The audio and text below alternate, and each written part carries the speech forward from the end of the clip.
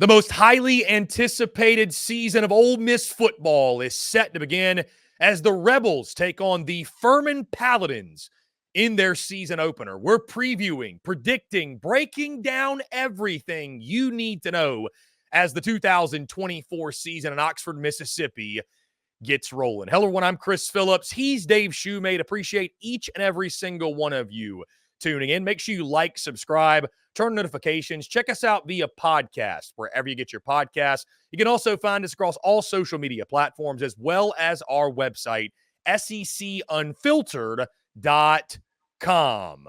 We're brought to you by our friends over at MyBookie. Guys, go to MYBOOKIE.ag. Use promo code SECU at sign up to receive a special welcome offer on your first deposit. That's MyBookie.ag, promo code SECU to get your special welcome offer today.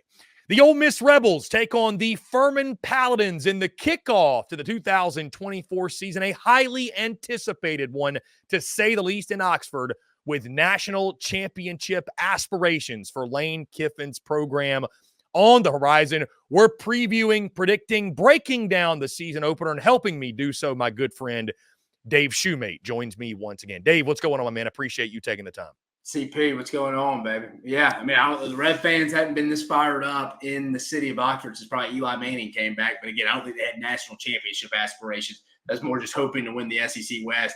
This, me and you've talked about it before, it really feels like playoff or bust for Ole Miss in 2024. Dave, when you look at what they've added, and you say playoff or bust, maybe winning a playoff game or bust. It seemed like with each piece that Ole Miss added over the course of the offseason when it came to transfer portal, the expectations ratcheted up, and for good reason. I mean, they added, basically, it feels like an all-star team, and again, it all comes to a head as toe meets leather in this game.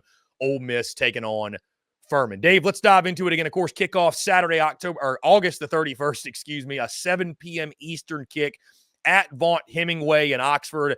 This game being streamed on ESPN Plus or SEC Network Plus. Ole Miss is a 42.5-point favorite. The over-under set at 60.5. I got to admit, Dave, I thought it would be more. I was surprised that the spread was only 42.5. More on that in just a second. Dave, funny side note on this. Furman leads the all-time series 1-0. Who can forget that classic back in 1920? Bulletin board material for Lane Kiffin and the boys. It's bulletin board material. Got to get revenge. Hey, 1924, the Paladins won the game 7-2. Dave, my bold prediction, there will be more than 9 combined points scored in this edition of this game, I believe. Dave, when you take a look at Furman, FCS squad, but a really proud program. This is a program year in, year out. You see them in the playoffs making runs. They went 10-3 last year, 7-1 in conference play, lost to Montana in the FCS quarterfinals, and what was really a classic game, a game that I actually watched. They did take on, Dave, a SEC foe a season ago, went to Williams-Brice Stadium, played the South Carolina Gamecocks. I don't know if you recall, that game was interesting early. It really was. And again, South Carolina, not a great team last year, but still, that game was really interesting early. Furman, a program, they will not go into Oxford intimidated. Again, really proud history, tradition, great coaching staff. They do return 2 all-conference players, an defensive end, Luke Clark, and kicker, Ian Williams, but they lost a lot, Dave. Their starting quarterback, their top running back, 4 offensive linemen from the 2023 squad. They do return their top 3 in receiving yards in regards to leaders at the wide receiver position. Those guys are back. And then defensively, 4 of their top 15 tacklers from 2023 return on defense. Evan DiMaggio, Luke Clark, I named just a couple leaders on that side of the football. Lost their top 6 defensive backs, 3 corners and 3 safeties, Dave. You got to think Lane Kiffin, he knows that. He's licking his chops, as is Jackson Dart and that entire offense. But the Paladins, again, Dave, when you look at this matchup, ranked 9th in the preseason of the FCS Coaches Poll Top 25. I'm not trying to gas up Furman from the standpoint, Dave, that I think they could go in and pull the upset. But, this is not your run-of-the-mill FCS program. This is a top 10 FCS program. They'll come in fired up, excited for the opportunity. What happens beyond that, we'll see. But Furman, one of the most proud programs in FCS. No, I mean, you're right. This isn't taking a shot at the Fighting Pine Bluffs here, but this isn't Arkansas Pine Bluff. Like you said, Furman knows how to win games at their level. It's kind of like for Tennessee when we previewed the Tennessee game, UT Chattanooga. Like, they're a respectable FCS team. Again, I don't want to take it too far. You probably could roll the balls out and win. It may not be pretty, but you could win. But, I mean, like you said, Furman's going to be playing with a chip on their shoulder, at least for the first quarter, until they take some blows. And then probably that's when the dam starts to break a little bit and just the flash floods come in. That's when you have probably, if Juice Wells is healthy still, they give him some run. He's going to have some big yards. I would assume Trey Harris, maybe Jordan Watkins, Ulysses Bentley gets involved, Caden Prescore. But this is a chance for Ole Miss, in my opinion. I like their competitive depth. They built it up. I always talk about it from a personnel guy or a personnel perspective. I got personnel guy's perspective. It's not about your starting 22. It's about your top 40. And that's never been truer now with us adding a 12-team playoff, adding more games. I think this gives Ole Miss a chance to work out the kinks on some of those back-end kind of like depth guys, because I think they have built that up, especially on the offensive line. I mean, I haven't seen the depth on Ole Miss's offensive line like this in my lifetime. I mean, you bring in Diego Pounds from North Carolina at a left tackle, but Jeremy James, who I think started for 3 straight years or has played every, I think, position on the offensive line except center. He's just trying to find a starting spot. They brought in Nate Kalepo from Washington. Julius Blue is over there coming over from Washington. On defense, I mean, we know about Walter Nolan. We know about that, but like, so Xavier Harris kind of was a bit nicked up. How about Chris Hardy, kind of an undersized outside linebacker Ole Miss brought on late? Probably not a starter, but could contribute as maybe a designated pass rusher. Someone like that. He's a little undersized coming from Jack State. Want to see him. Lawrence Key coming from Oklahoma on the back end. Yam Banks, a kid they added late from South Alabama. Those kind of guys. Like, hey, let's see these guys that are going to be playing majority of this game. How do they start getting more comfortable in actually live game reps? I think that would be key if I'm Lane Kiffin, if I'm Pete Golden, kind of from that perspective, to get some run for my depth guys. Because at some point, we're going to need these guys to step up and play with us inevitably. And to your point, Dave, with all due respect to Furman, this game is all about Ole Miss, right? You mentioned the pieces, and the last dance, as they're calling it there in Oxford, officially begins for Ole Miss. Dave, I'll jump to you, but I know you just rattled off some things here, but Ole Miss is going to win this football game. But and we know about Ole Miss's schedule the first 4 or 5 weeks or so. It's not exactly intimidating, if you will. It's not if Ole Miss is going to win. It's by how much are they going to win each game, who shines, who flashes. In a season opener like this, where there's so much hype, there's so much anticipation, you know, I've mentioned before, Dave, I have some concerns about Lane Kiffin getting this team honestly fired up to play. It's not like, you know, week 1 Georgia Clemson, where, you know, you've got a really formidable opponent to get ready for. You know, in the season opener, I don't think that'll be an issue. But when you look at Ole Miss, when you watch this game, Dave, what specifically do you want to see from this group? Is it the pieces that you picked up over the offseason meshing? Is it Jackson Dart? Is it that line you talked about? Like, is there anything specifically? Is it fundamentals? Like, what are you looking for from this game? A game in which Ole Miss is going to win, but you know as well as I do, Dave, look at Georgia last year. I think what's interesting about this is when you're being judged to such a high standard, you're not just being judged, did you win the game? Did you win it by a couple touchdowns? Whatever. You're being judged. They're going to be judged from week 1. Is this Ole Miss team good enough to win a national championship? That's what they're going to be judged against all year. And games like this, the way you look, will matter. So, Dave, with that being said, what specifically are you looking for from the Rebels in this one? Specifically in this one, initially, like I mentioned earlier, probably just competitive depth, who's stepping up on the back end.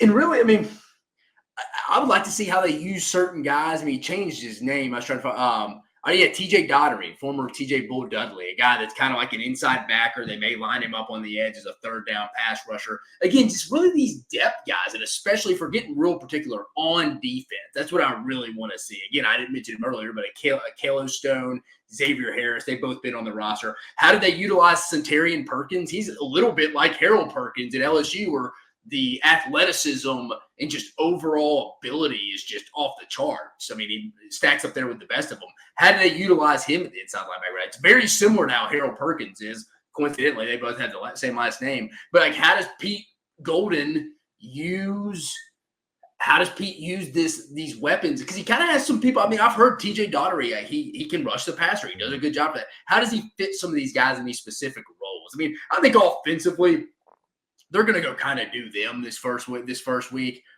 this first week against Furman. Again, I'm more interested in the depth on defense. I know I keep saying that, but I think that is really going to determine how far Ole Miss can go way past this game. And we're talking about into the months of December and January, and that's their expectations this year. And for them to reach those goals, they're going to have some guys. They're going to have probably their not top 11. It's going to have to be anywhere from top 15 to top 18 to 20 to step up. So I'm interested to see who those top 20 players on defense are for Ole Miss. And you should get a lot of you should be able to see them a lot, because I think they should be able to handle this at least heading into the second half of this game against Furman. Yeah, Dave, when you look at this game, I'm just excited to see all the new pieces, honestly. And Yeah. you know, we talk about, are they going to mesh? I don't know that you get that answer week 1 against Furman. I don't know that you get that answer until you run into some adversity. Maybe South Carolina, just because, I mean, it is Right. a league road game. I'm not just going to immediately throw that out. But Right. you know what I mean. It just it's going to take some adversity, I think, Dave, to really show that. I think we both agree. But just honestly, getting our first glimpse at Juice Wells in an Ole Miss uniform, Walter Nolan, Pooh Paul Jr., Trey Amos, the offensive line guys you mentioned. I mean, the list just goes on and on. I'm excited to see, too, offensively, what does it look like in regards to distributing the football? I mean, again, they should be able to score a ton of points, and everybody should be able to get fed, if you will. We'll call it that. Yeah. Everybody should be able to get theirs in a game like this. But also the running back room. You know, Ulysses Bentley, you had the kid, forgive me for forgetting his name, the kid that transferred him back from Miami. Was it Parrish, I believe? Henry Parrish, yeah. So he's back. Yeah. Like, kind of what is life after Quinn? I think we forget too, CP. You remember Logan Diggs that was at Notre Dame and LSU? He's hurt. They're hoping to have him for the back half of the year, which could be kind of a blessing in disguise from a depth standpoint. You get a guy that have much run on the tires that's going to essentially be starting his season on the back half. That could be key too. And it's going to be an opportunity, like you mentioned, Dave. Depth is going to be the key word here. You know, you always love, as these head coaches, they love to flex. Yeah, everybody played in this game. We get everybody in. Our depth. Oh yeah. Everybody got in. This is going to be an opportunity for Ole Miss to do that again. Show off the new pieces, keep your guys healthy, feeling good, build early momentum, and you're going to have more than a couple opportunities to do that here in the first couple weeks. But it should be a very, very fun home debut for Ole Miss. That being said, Dave, let's go ahead and dive into predictions, because, again, I don't want to overtalk this one, because this one's all about Ole Miss. Like, all due respect to Furman, really proud program. I bet you, Dave, they're going to have a really good season at the FCS level. But this is a different beast. And when you look at this game, you mentioned depth. This is an empty the bench game for Ole Miss. I think this is a name your score game. You know, it sounds silly and maybe disrespectful, but we've seen it before, Dave. Like, I have seen games like this before where Ole Miss is up 42-0 in the second quarter. I mean, the way they play offense, and now they've got the defense to complement it, things could get out of hand in a hurry. I think we're going to see a lot of backups in the second half. We're going to see that depth you talked about. I'd be almost surprised if Jackson Dart and a couple of the other starters took snaps in the second half. Maybe the first drive of the third quarter, maybe. But I think Lane Kiffin's going to have the opportunity to empty his bench, name his score. I do think it's lopsided very, very early in this one. I think Ole Miss will cruise to a big win. I've got the Rebels winning this game 63-13, Dave. And I think that's, again, just a testament. How in the world is Furman, going to stop all these weapons? They're just not. And you lost all the defensive backs from a season ago. Probably not going to be able to pressure the quarterback consistently. It's going to be a field day for the Rebels. And so that's why I said, Dave, I was surprised the spread was only 42.5, because, again, the way Ole Miss plays, I mean, unless they just really take the foot off the gas. But even Ole Miss's twos, Dave, you mentioned that even their twos are going to move the football up and down the field. So that's what I'm saying. How bad this game is probably going to be determined by how well the backup quarterbacks Austin Simmons and Walker Howard are playing. I mean, if you're going to win this bet, probably. I mean, I'm going to go something 56-7.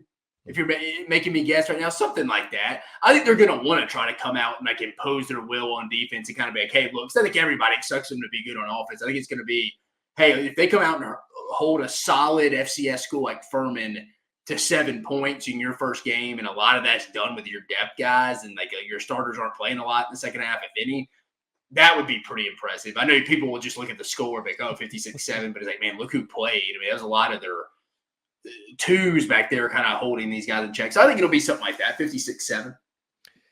And Dave, in closing, I'm excited. I mentioned that Georgia team last year. I'm excited to see us and everybody else across the country, and we can't help it. I'm excited to see us overanalyze and nitpick everything that Ole Miss does in this game and their first couple of games of the season, because I think we're so anxious to learn about Lane Kiffin's team. I mean, you recall last year, right, with Georgia, they were winning games by 40, but it was, man, the defensive line doesn't look quite as good as normal, and it's like they're literally winning games 49-10. But, you know, you got to – the devil's in the details, right? So Yeah. I'm excited to see how we kind of nitpick these. But, again, should be a really, really fun start to the 2024 season for Hotty Toddy. But, guys, what do you think? Ole Miss, Furman, Vaught-Hemingway Stadium in the 2024 kickoff. How do you think this one fares? How do you think the Rebels do against the Furman Paladins?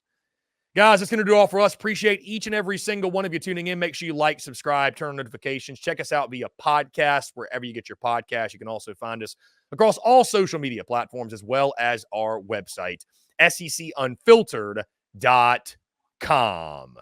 Until next time, I'm Chris Phillips. He's Dave Shumate. Appreciate each and every single one of you tuning in, and we will catch you on the other side.